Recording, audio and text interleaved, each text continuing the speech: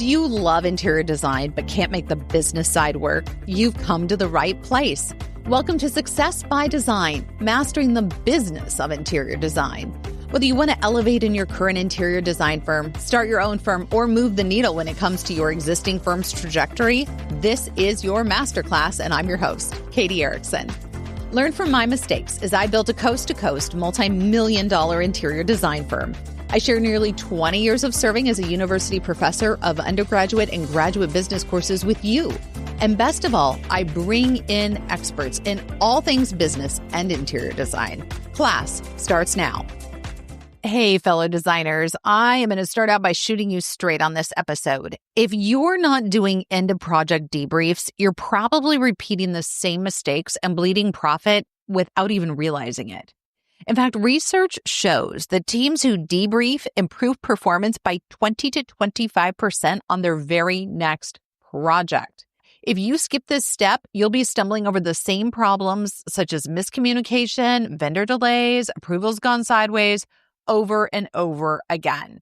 And so today, I'm going to walk you through exactly how to run a debrief that takes 20 minutes, covers more than just did we make money, and actually gives you the playbook for smoother, smarter, more profitable projects in the future.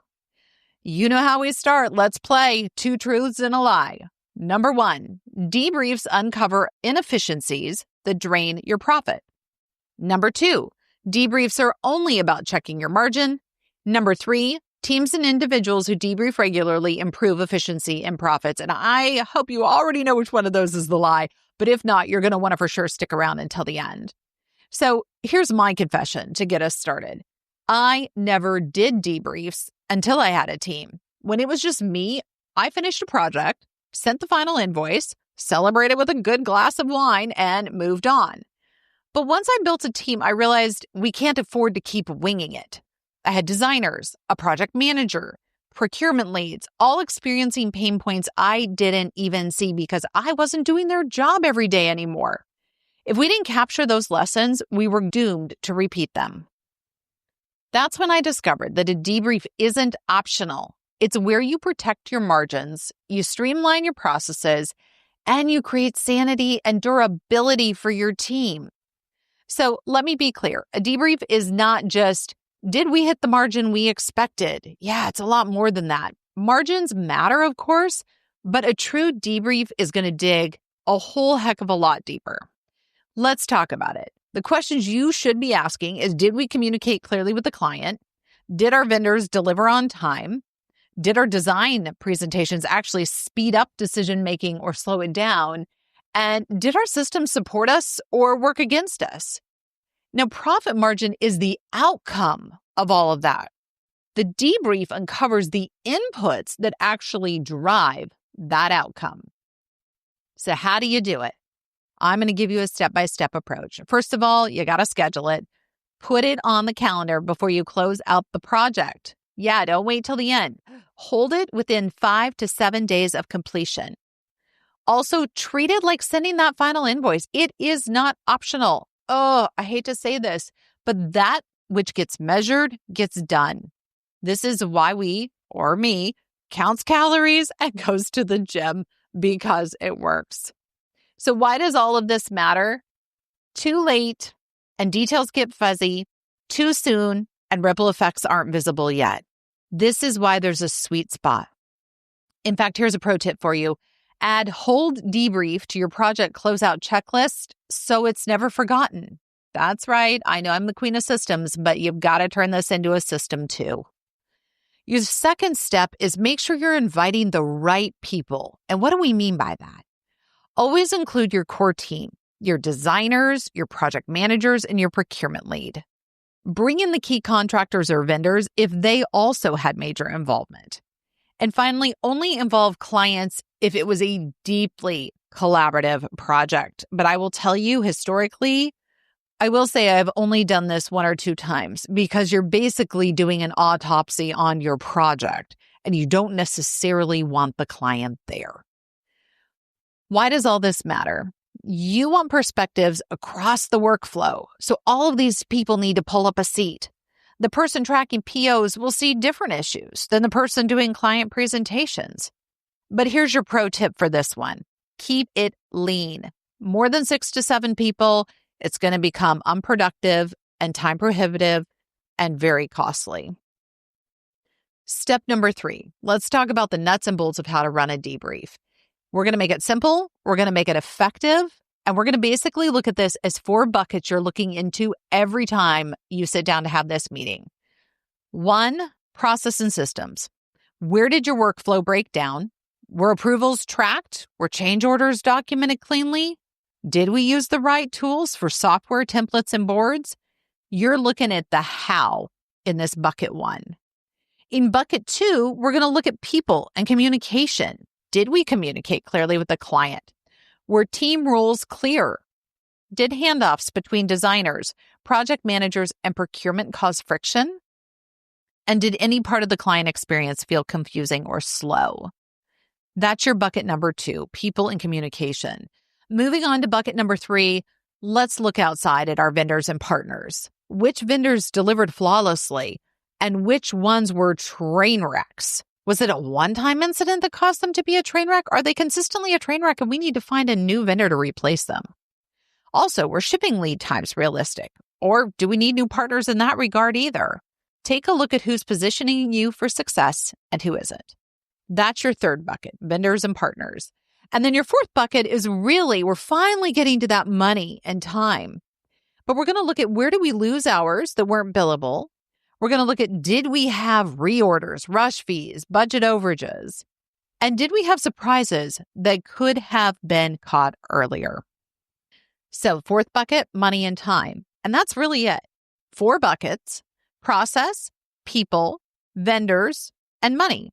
And if you hit those every time, you'll always uncover at least one action that's going to save you time or money on your next project. In a 20-minute meeting, which is what this should take, that's literally 5 minutes on each of those buckets for someone to chime in if it wasn't working well from their respective branch on your tree. And then finally, I want you to document the debrief.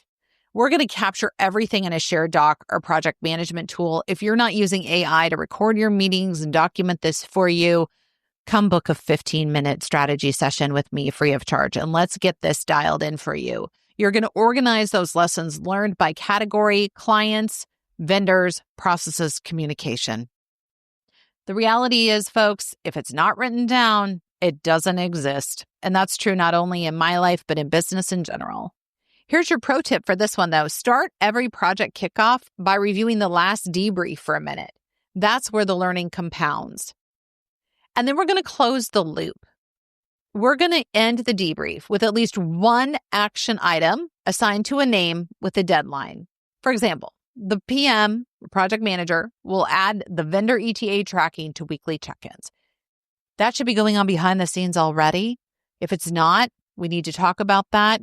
But it's those little tweaks that are going to allow you to build inertia over time. It's the value of that 1% change that is talked about in the great book Atomic Habits. If you haven't read it yet, please do so. But all those little 1% add up to significant change. Because without action, a debrief is just a venting session, and real change is going to equal real profit for you.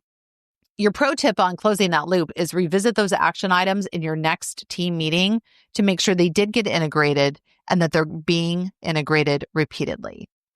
Now, I hear you out there and you're thinking to yourself, Katie, I don't have a PM. Katie, I don't have a procurement officer. It's me out here. Okay, I hear you and I see you.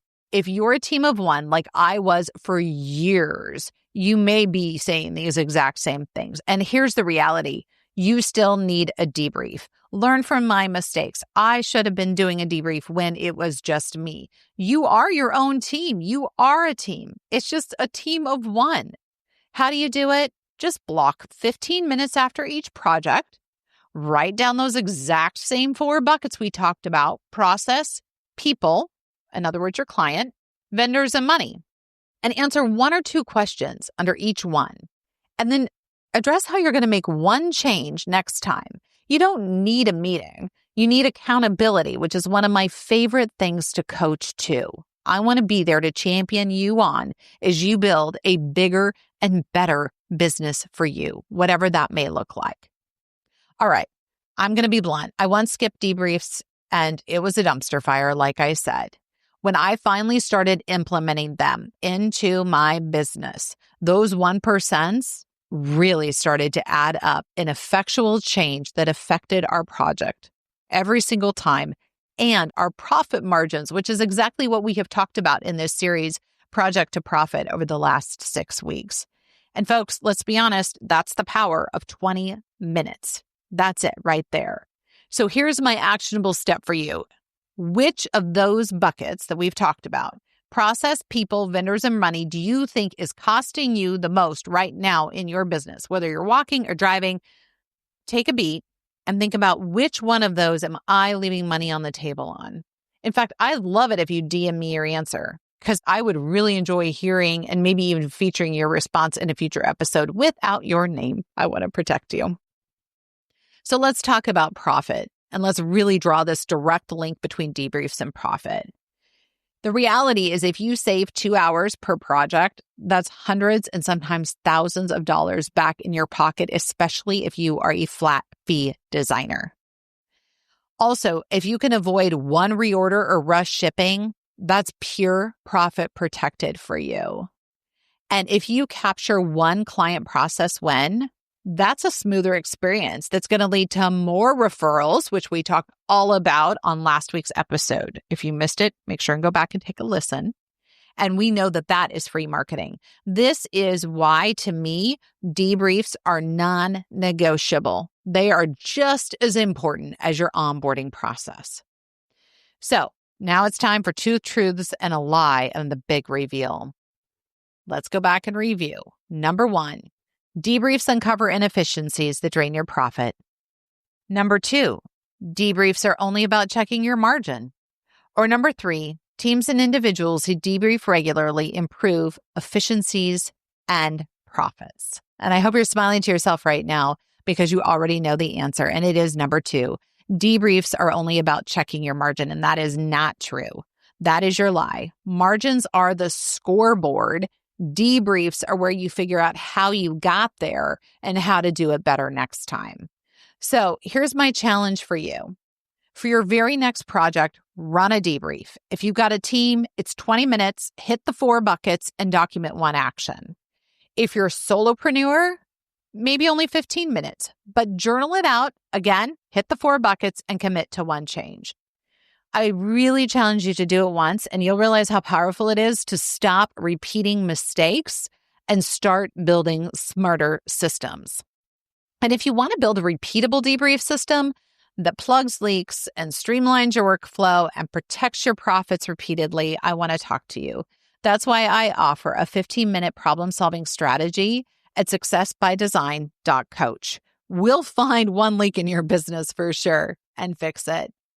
That is a wrap-up of our Project to Profit series, but really, it's the beginning of a smarter, more profitable business for you. And I hope that you've enjoyed these last 6 episodes, that they have inspired you to take action in your business, and that you can see the direct correlation between each and every project and how to turn that not only into a profit generator, but repeat business and building a better business that positions you where you want to be.